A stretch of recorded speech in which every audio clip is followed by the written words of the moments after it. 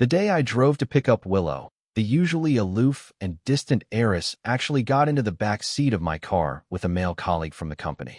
The two of them were all lovey-dovey, treating me like their chauffeur. At that moment, I knew this marriage was truly beyond saving. That day, I drove to pick up Willow. When she got in the car, I froze for a moment. She didn't take the passenger seat. Instead, she got in the back with another man as if I were just their driver. The man gave me a polite smile and greeted me. "Good evening, President Wong." I looked at him completely baffled, then shifted my gaze to Willow. She had her head down on a call, unaware of the quiet storm brewing on my side. We were supposed to go to an auction together that evening. I'd been looking forward to the date, planning to bid on an antique jade pendant for her, but I never expected her to bring another man into my car just like that. Noticing I didn't respond, the man gave an awkward laugh and added, "President Wong, I'm Makoto, Miss Liu's new assistant." Makoto adjusted his glasses with one hand. His manners were refined, his demeanor cultured. He said, "I heard you're attending a private auction tonight, so I asked Miss Liu if I could come along for the experience. Don't worry, I promise I won't get in the way." My heart sank like a stone. I knew this cold, distant woman far too well. She's always been one to maintain boundaries, especially with men. We got married through a strategic alliance, a calculated mutual choice. Some people say couples like us live separate lives after marriage, but once we were official, Willow would snuggle up to me, her eyes soft and sweet. And when we were close, her eyes would turn red with emotion. She used to say, "Hubby, once I married you, I became your wife. We're one. You can only be good to me." But today, something feels different. But I'm not some pushover husband who swallows his anger. I'm George, someone who doesn't live by anyone's approval. Clenching my teeth, I snapped, "Get out of my car." I kicked him out. No mercy, no pretense. The man froze, stunned. He hadn't expected me to embarrass him on our first meeting. Maybe I sounded too harsh. Makoto suddenly looked lost, unsure whether to get out or stay. He stammered, "I'm sorry, President Wong, I don't quite understand." His voice trembled, anxious and confused, his eyes instinctively darting to Willow. Just then, Willow finished her call and looked our way. She realized I was angry. A flicker of displeasure crossed her face. She pressed her lips together and said nothing, pretending not to hear, quietly fastening her seat belt. One pretended to be clueless and refused to get out. The other acted deaf and chose silence. I was about to explode. I shouted, "What? You two think I'm your driver now? You don't understand plain English." The atmosphere inside the car dropped to freezing. The man was so frightened he didn't dare speak again. Willow frowned slightly and gently tried to calm me down. "If you're not in a good mood today, maybe we should just go home." In the rearview mirror, I saw the embarrassment on Makoto's face. I was so fed up I got out of the car, walked to his side, and yanked open the door. I said coldly, "Right, I'm not in the mood for auctions or pointless talk. I'll say it one last time, get out. Don't make me drag you out myself." Makoto clenched his jaw and turned to Willow, but she didn't say a word, just pouted and scrolled through her phone like she was sulking. Defeated, the man had no choice but to get out of the car, looking crushed. Willow would never embarrass me in front of outsiders. She's always been good at controlling her emotions, so when she said we should go home, I understood.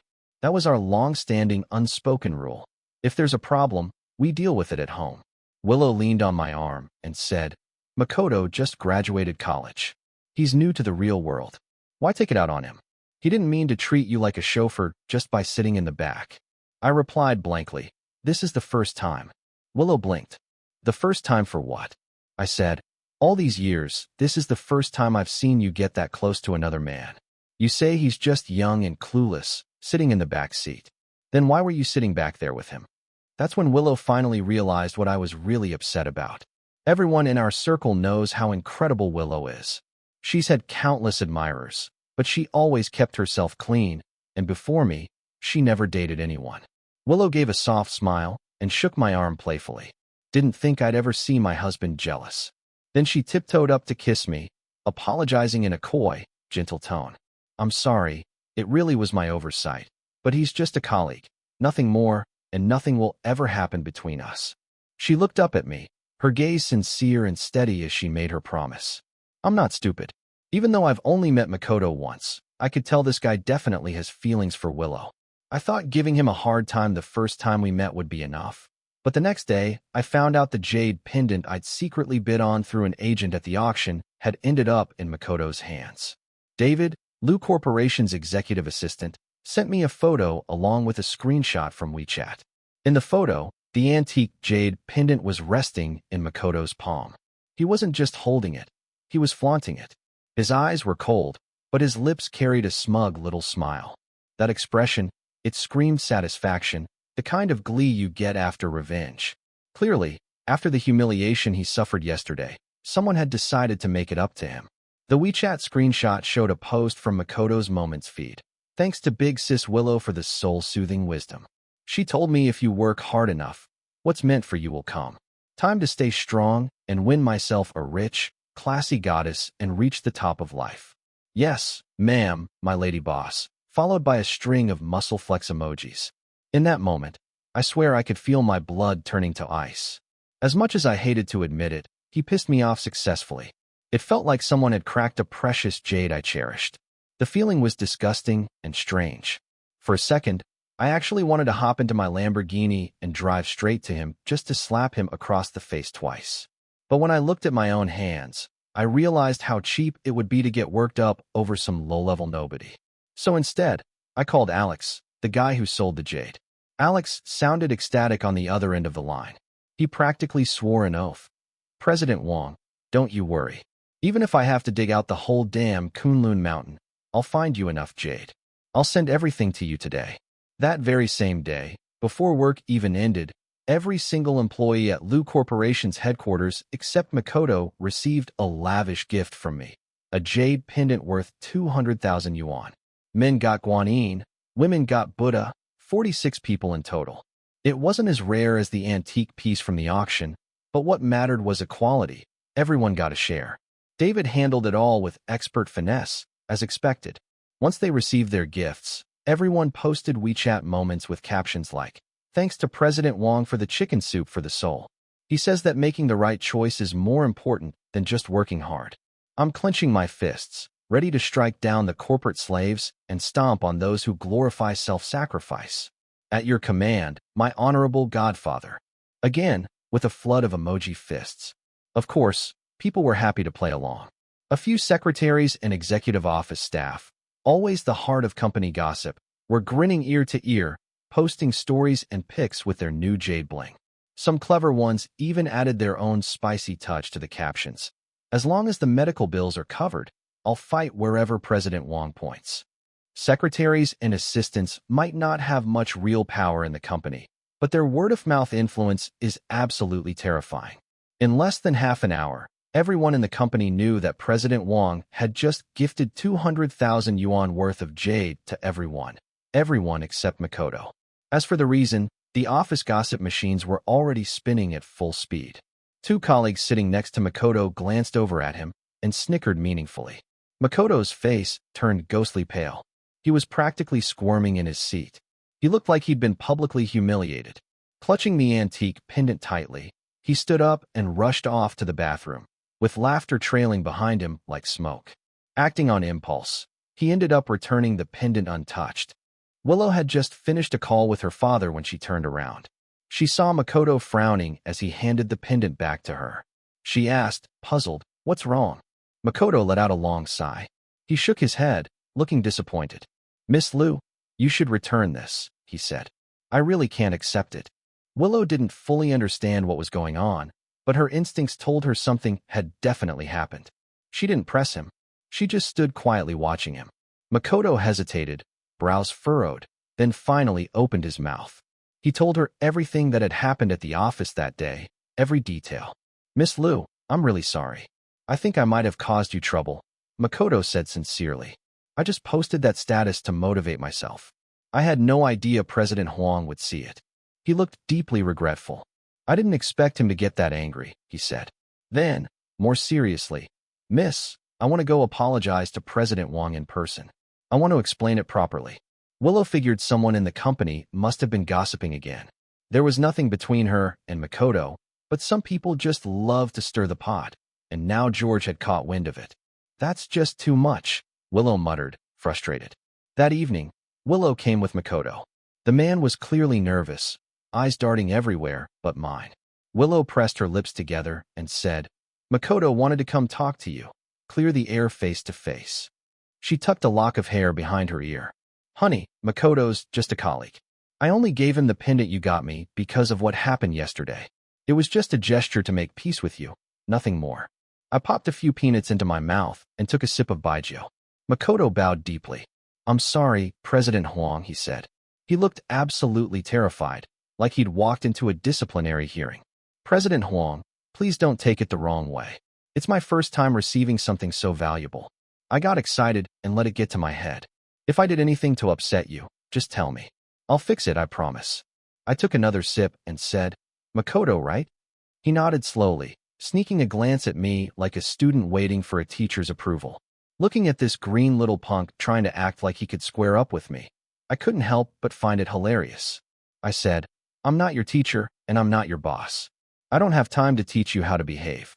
But Willow is my wife, so if I find out anyone's crossing the line with her, I won't let that slide." "Got it." Makoto clearly wasn't used to someone this direct. His face went pale with embarrassment. Willow grabbed my arm. "Honey, you're overthinking it. There's no way something like that would happen." She knew my personality and what I was capable of. Even if she didn't agree with how I handled things today, she understood where I was coming from. That's why she didn't argue. Instead, she let Makoto come and apologize. It was her way of lowering the tension, of asking me to let this go. We were both smart people. Sometimes, even just a look was enough to understand each other. "I get it," I said. I decided to give Willow a chance. After all, she really hadn't cheated, and the business ties between the Wong and Liu families were too deep. Divorce would cost far too much. "But there won't be a next time," I added. "Whoever it is, I won't tolerate it again." "You didn't have to deal with Makoto like that," Willow said as we were getting ready for bed. I replied, "Even if I was wrong, you should have told me first, not made a decision on your own." I looked at her through the mirror, watching her comb her hair in front of the vanity. "You knew that pendant was a gift from me," I said, "and yet you gave it to someone else. Am I not justified in being angry?" I didn't want to think about it.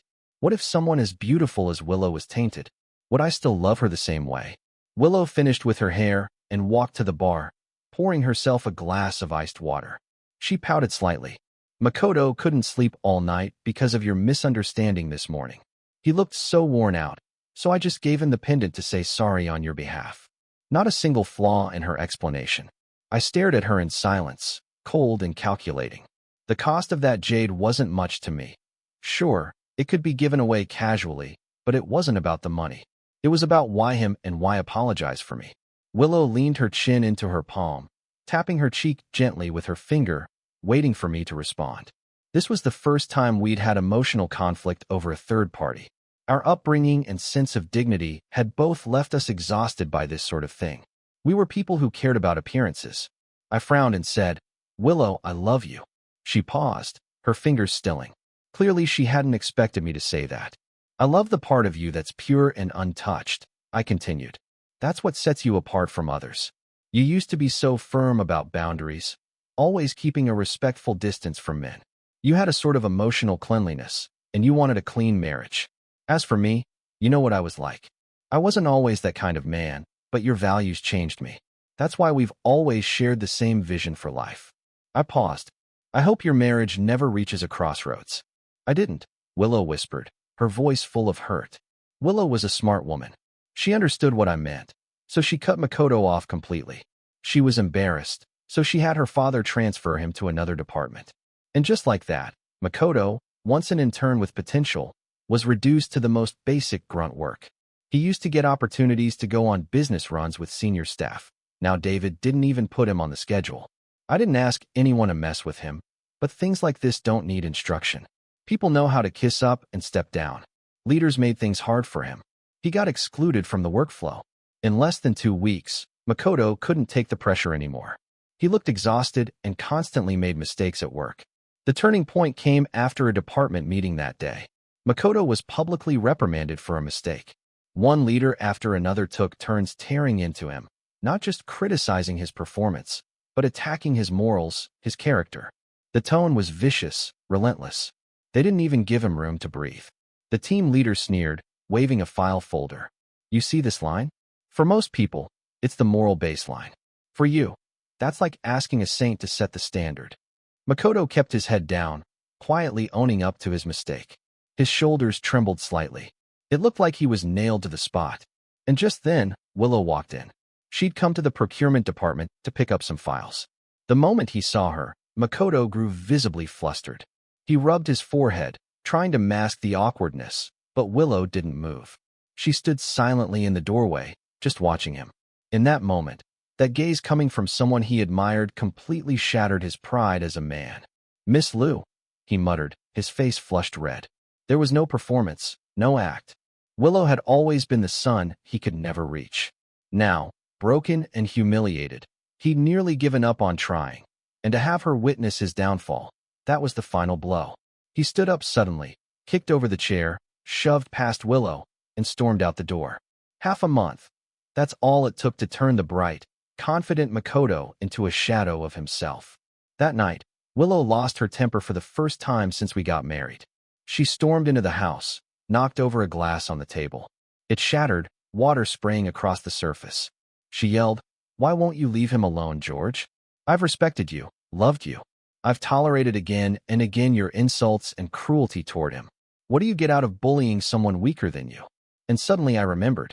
Back when Willow was studying abroad, her younger brother, still in middle school, had committed suicide after being bullied at school. It was a scar that had never healed, a trauma she hated with every fiber of her being.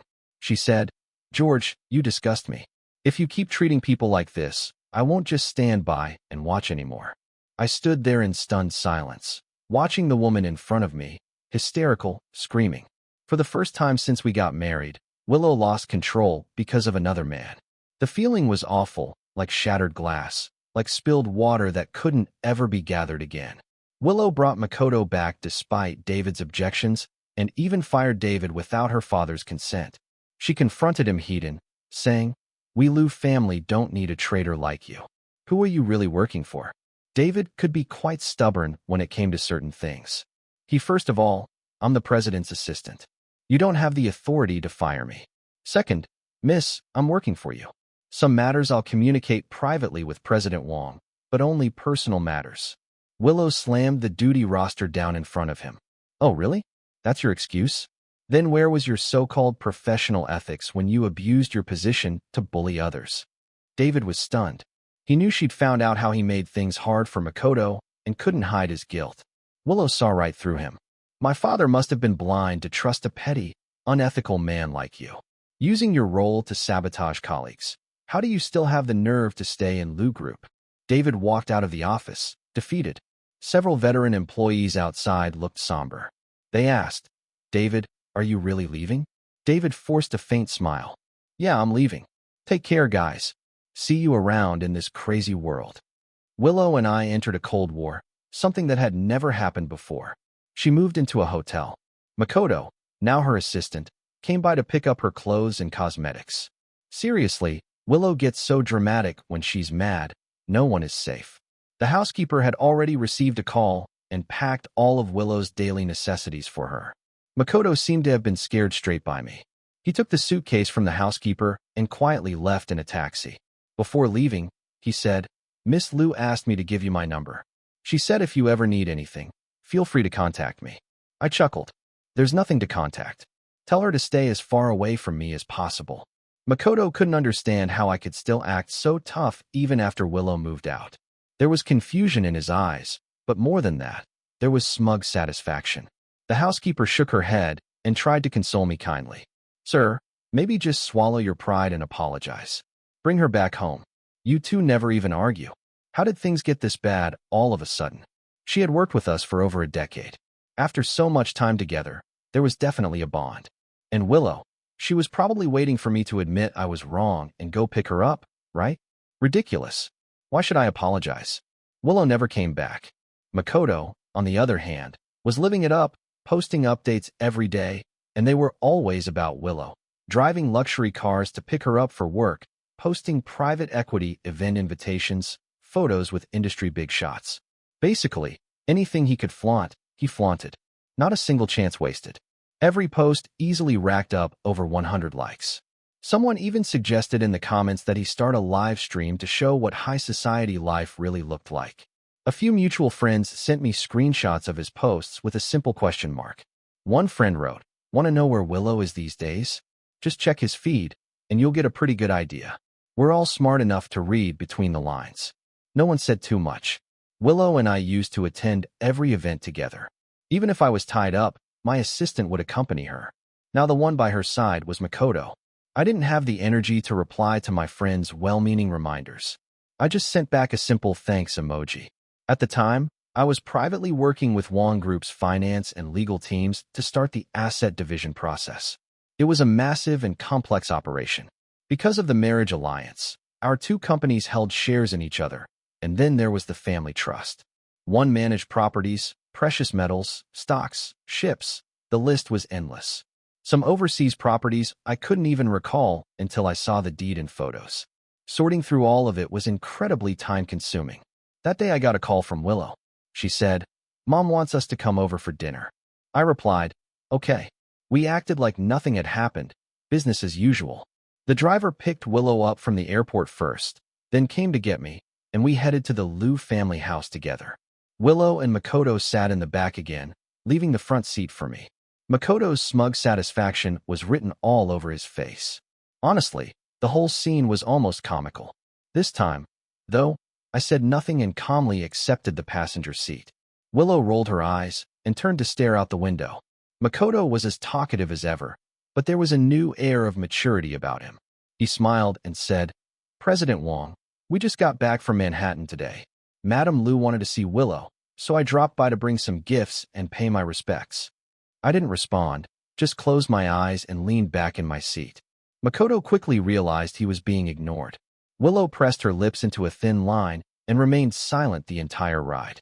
Madam Liu looked surprised when she saw Makoto. Makoto greeted her smoothly and introduced himself. He clearly had a knack for flattery. In just a few minutes, he had Madam Liu laughing heartily at the dinner table.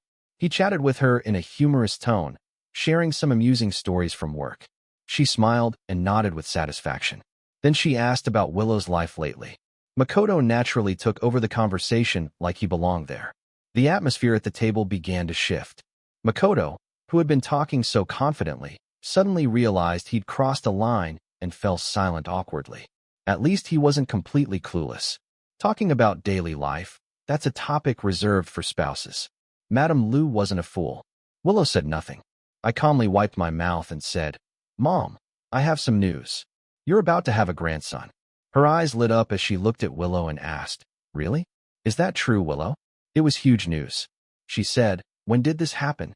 The woman who had been giving me the cold shoulder ever since she got in the car now looked at me, shocked. I raised an eyebrow and said with a twisted grin, "Just found out yesterday. The doctor said the baby's already 3 weeks along." Madam Liu was overjoyed and rushed off to call Mr. Liu. Willow finally snapped back to reality and said, "George, what nonsense are you spouting? When was I ever pregnant? I've been out of town with Makoto this whole time, haven't I?" Madam Liu froze and looked between the two of us in confusion. I smiled. "I'm not making anything up. I really am having a son. Had a top OBGYN professor check everything. Mother and baby are both healthy." I emphasized the words, "I really am having a son." That's when Willow got it. It wasn't we who were having a child, it was me. I was having a son. It was a child born out of wedlock. She yelled, "George." Willow stared at me furiously, barely keeping her emotions in check, clearly waiting for an explanation. The more pissed she got, the more pleased I felt. I said, "Congratulate me, Willow. The Wong family finally has an heir." She snapped, "Don't joke like that. It's not funny." I placed the medical report I had prepared earlier on the table. I said, "Unfortunately, it's not a joke. While you and Makoto were off on your little honeymoon, I was bored, so I spent my nights with different girls." With every sentence, Willow's face darkened. I continued with a smile. "You know what? Young women really are something else. One of them got pregnant just like that. Not like some people. No matter how hard we tried, her womb stayed quiet. The next second, she went ballistic, sweeping everything off the table in one wild motion. Dishes and glasses crashed to the floor. She screamed, "Shut your mouth." I ignored her rage. I asked, Willow, how does it feel getting cheated on? Willow never expected it, that I would so brazenly announce to the world that I had a mistress and that she was already pregnant. She bit her lip and said, I never cheated on you. Her voice trembled and her eyes turned red. Clearly, this news had hit her hard. She said, it was always just work. There was never any boundary crossed. I never had an affair. I couldn't be bothered to listen to her excuses. I said, work, huh? Makoto's been flaunting your cozy moments all over his feed. Are you blind or just pretending not to see it? Even our friends noticed something was off and warned me. And you still don't think that crossed a line? He's out there taking you to watch the moon and stars, so why can't I have a little philosophical pillow talk with some other women? Willow, for once, actually cried, but I wasn't moved. If anything, I felt a little disappointed. I said, what a pity, Willow. I should have brought one of those girls here and introduced her to your mom. Maybe then I'd match your level of provocation. Today, Willow couldn't process it. In her mind, she and Makoto were completely innocent. Their conversations were strictly work-related, and even those had become rare. She had only wanted to use Makoto to try and influence me, to soften me, make me less domineering. She had no idea how it had spiraled into this. Until this moment, she had truly believed her marriage was solid and happy. At the Liu family table, Makoto jumped in to defend himself. President Wong, there's nothing going on between Willow and me. Madame Liu and I spoke on the phone a few times. I only took this opportunity to visit because it made work easier for me. It was all just part of the job. You've never worked for someone else, so you don't know the grind. As her assistant, I have to cover everything. But between Miss Liu and me, there has never been even a hint of crossing the line. Makoto looked calm, like he had nothing to hide. I curled my lips into a smile. Oh, really? Since we're talking about covering everything, since the first day you sat next to Willow, made me drive you two around, and even today had me sit in the front seat again, is that your idea of covering everything, or did you feed it all to the dogs? I didn't hold back in exposing him. Makoto went silent, unable to respond, and I didn't let Willow off the hook either. I said, speaking of assistants who cover everything, let's talk about David. Same role. Did he ever make your dad drive him around, sit next to your mom? Did he ever take care of your mom at a hotel? You said your dad was blind for trusting David. Well, if that's blindness, then you must be brain damaged. Willow's breathing became ragged, her eyes starting to turn red at the corners. I said, let's get a divorce, Willow. Willow followed me home. Makoto stayed behind at the Liu family house. Since the Cold War started, this was the first time she'd come back, but the home we once shared had already been mostly cleared out by me. Even the Livian housekeepers had been dismissed. Willow stopped in her tracks, stunned. This place we had lived in together for 3 years now felt completely unfamiliar. Only now did she realize I had been planning the divorce all along. Eyes red with disbelief, she clung tightly to my arm.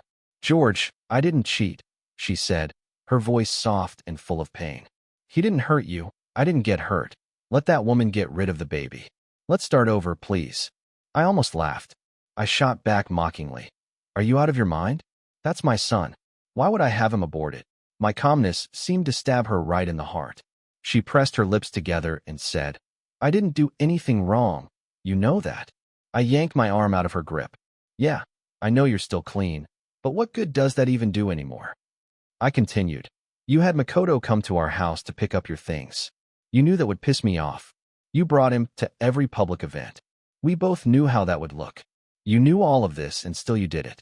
You let him provoke me, humiliate me, push me until I had to give in. You said I was abusing my power, but Willow, did you ever stop to see how that so-called victim kept testing my limits over and over? I sighed, thinking back on everything, wondering how a marriage I thought was solid had crumbled so easily. I asked, you know he likes you, right? I warned you a long time ago. Willow, there's nothing more destructive than knowingly choosing to ignore the danger. Willow trembled, barely able to stand. Her voice was barely a whisper. She choked out, I'm sorry, honey. He reminds me of my little brother. I was scared you'd turn into someone I couldn't stand. She sobbed. I never had any feelings for him. Watching her cry like that, my heart felt nothing. Maybe she really was innocent, but I wasn't interested in continuing to invest in something where the risks clearly outweighed the returns. Willow refused to agree to a divorce. She even went out drinking at a bar, and almost got taken advantage of. When I got the call, I had no choice but to bring her home. She was drunk, but not rowdy, quiet, almost lifeless, letting me move her around without resistance. But just as I was about to leave, she grabbed the cuff of my sleeve, her eyes reddening, and pleaded softly, "Honey, can we not get divorced? If you want to keep the baby, bring him home. I'm willing to be his mother." As for Makoto, big corporations have their own protocols and won't fire someone who hasn't done anything technically wrong. But Mr. Liu had clearly pushed him aside, isolating him. It was a clear signal to the outside world. This once promising young man, in just one night, had gone from the envy of everyone to the subject of private mockery. When Makoto came to find me, the confidence he once flaunted was completely gone. Gritting his teeth, he said, "The day I joined the company, I saw you. That opening caught me off guard." He continued, "I was the one serving you tea, standing by your side, waiting for your orders, but you just kept chatting with David and never once looked at me." His face twisted with bitterness as he sneered, "People like you, trust fund babies. If it weren't for work, I'd never even be in the same room as you. And you just happened to be born into the right family and got to marry Willow." That night, after the auction, I opened the car door for Miss Liu like a gentleman, shielded her head with my hand as she got in, and her nose brushed the back of my hand. My breath caught for a second. You know what she said? She said, "Thank you, Makoto," and gave me this gentle smile. I've remembered that smile ever since. Makoto seemed to be lost in the memory, basking in it. I waved the waiter over and ordered a coffee for him, too. My calm and indifferent response only made the red in his eyes deepen. His hatred burned hotter. Through gritted teeth, he said, "What right do rich boys like you have to look down on people like me?" Makoto stared at me, full of contempt. "You don't even deserve Willow's love." I frowned and replied, "Oh, really? Then did you ever get it?" I stayed composed, watching him fall apart, so full of childish emotions, yet desperately trying to look mature. He said, "Isn't it because I was about to win her over? Otherwise, why would you suddenly crack and ask for a divorce?" I replied slowly and clearly, "Because I had an affair and got the woman pregnant. You knew that, didn't you?" You. Makoto was practically choking on his own fury. His emotions were spiraling. He shouted, "You think just because you have money you're better than everyone else? Let's call it what it is. You're nothing but a spoiled brat who lives off daddy's money. You can't even keep it in your pants. A walking scandal. You really think Willow would want to stay with someone like you?" The next second, smack. I slapped him hard across the face without hesitation. I said, "First of all, yes, being rich is a big deal. Second, whatever piece of trash you are, at least I can have kids. As for you, that's questionable. And third, that slap? I've wanted to give it to you for a long time, dumbass." Under pressure from the Wong Group, Willow finally agreed to a peaceful divorce. Both families held shares in each other's companies, and the strategic partnerships had been mutually beneficial from the beginning. Our fathers saw no reason to alter that arrangement. The division of marital assets was clear and uncontested. Neither of us raised any objections. Even our shared finances after marriage were neatly sorted out by me. Willow signed the papers calmly. She was like a white swan fallen from grace, her own wings broken by her own hands, blood staining what was once pure white. We divorced with dignity and quietly said goodbye. After the child was born, as we'd agreed, I gave her a settlement and she left. My mom kept pressing me about the baby's mother. I never told her. There was really no need. We each got what we wanted. Since it was a boy, my parents stopped nagging me about getting married. They decided to take advantage of their youth to help raise the child and mold him into the next generation heir. As the little guy grew, he began to look more and more like me. Freed from the bonds of marriage, I lived these past few years however I wanted. I dated a few young and beautiful women, but to be honest, aside from meeting certain needs, I never spent much time on them. I had no plans to get married again. If I had free time, I'd rather spend it talking with my brothers. David still fed me updates from time to time. Makoto didn't even last 6 months before he quit on his own. But in this industry, word travels fast. No major company would dare hire him now. Willow, over the past couple of years, had become increasingly withdrawn, refusing to engage with any men. Every year at the annual shareholders meeting, my dad would ask me to return home and step in for him. I knew what my parents were up to. It amused me, but I didn't bother exposing them. After each meeting, Willow would ask me to give her a ride home, saying she wanted to swing by and pay her respects to my parents for the new year. Luis, Wong loved Willow. Whenever I wasn't around, he would secretly call her godmother. Willow never stopped him. She even snuck him snacks and treats all the time. During the new year, I stayed in the country with my family. Willow would just hang around our house, refusing to leave. One day she asked if I ever thought about getting back together. I turned her down. Marriage meant nothing to me anymore. My career came first. If anyone ever got in the way of that, it was game over. Luis, though, he visibly lit up whenever he saw Willow. He insisted on sitting between us, yelling, "Mom," on one side and "Dad," on the other. I smacked the back of his head and told him to stop yelling nonsense. Willow's eyes turned red, and she was at a loss for what to do. She had 1,000 "I'm sorry's" buried in her heart, but I didn't need them anymore.